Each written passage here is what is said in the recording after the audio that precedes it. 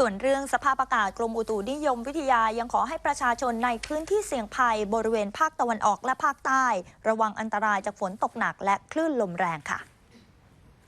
ร่องมรสุมยังคงพาดผ่านภาคเหนือและภาคตะวันออกเฉียงเหนือตอนบนประกอบกับมรสุมตะวันตกเฉียงใต้กำลังแรงพัดปกคลุมทะเลอันดามันภาคใต้และอ่าวไทย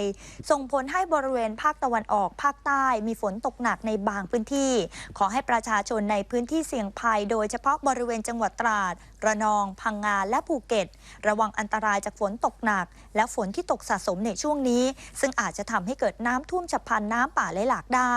สำหรับทะเลอันดามันมีคลื่นสูง 2-3 เมตรขอให้ชาวเรือเดินเรือด้วยความระมัดระวังและเรือเล็กควรงดออกจากฝั่งในระยะนี้ด้วยโดยภาคตะวันออกจะมีเมฆมากกับมีฝนฟ้าคะนองกระจายและมีฝนตกหนักในบางพื้นที่บริเวณจังหวัดจันทบุรีและที่ตราดทะเลมีคลื่นสูงประมาณ2เมตรบริเวณที่มีฝนฟ้าคะนองคลื่นจะสูงมากกว่า2เมตรส่วนภาคใต้ฝั่งตะวันออกมีเมฆมากกับมีฝนฟ้าคะนองกระจาย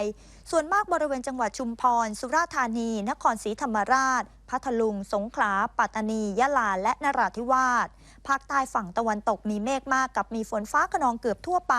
และมีฝนตกหนักในบางพื้นที่บริเวณจังหวัดระนองพังงาภูเก็ตและกระบี่ทะเลมีคลื่นสูง 2-3 เมตรบริเวณที่มีฝนฟ้าคะนองคลื่นสูงมากกว่า3 เมตร